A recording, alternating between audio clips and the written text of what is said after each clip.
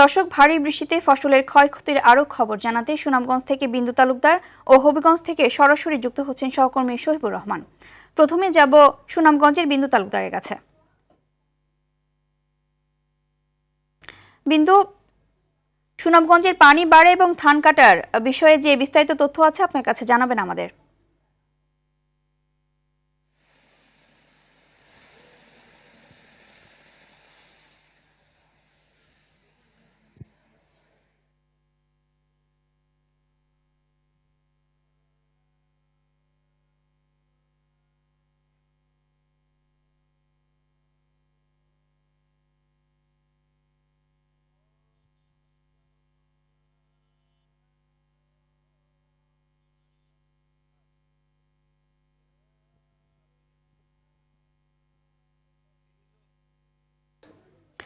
বিন্দু, আপনি কি আমাকে শুনতে পাচ্ছেন?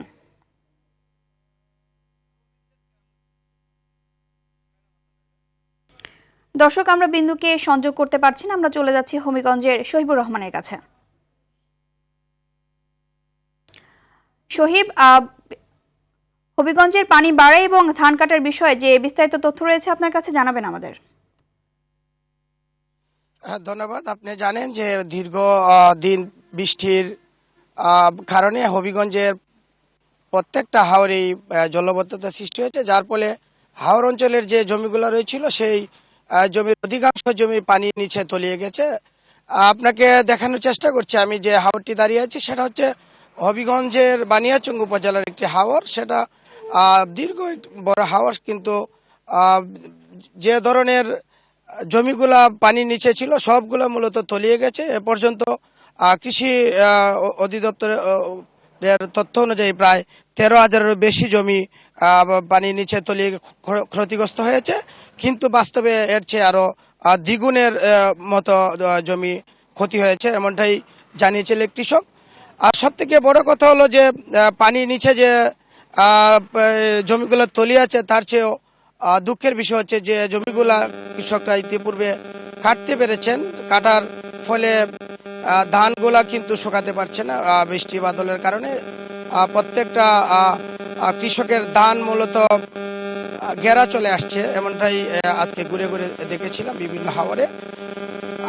কৃষক যেটা জানিয়েছিলেন যে যদি কৃষি অধিদপ্তর বা জেলা প্রশাসন যদি তাদেরকে এখন পর্যন্ত যে জমিগুলা উজানে রয়েছে যদি কোনোভাবে তারা শ্রমিক দিয়ে তাদের সহযোগিতা করতো, তাহলে যে পানিগুলা হাওরের পানিগুলা বাড়ছে তা সেক্ষেত্রে তারা একটু সহযোগিতা পেত যে পানির চেয়ে বাঁচার জন্য।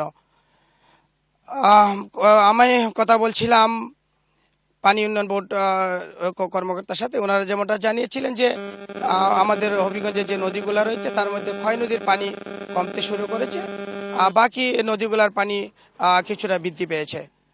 এই ছিল আমার কাছে হবিগঞ্জ থেকে বন্যা নিয়ে সর্বশেষ।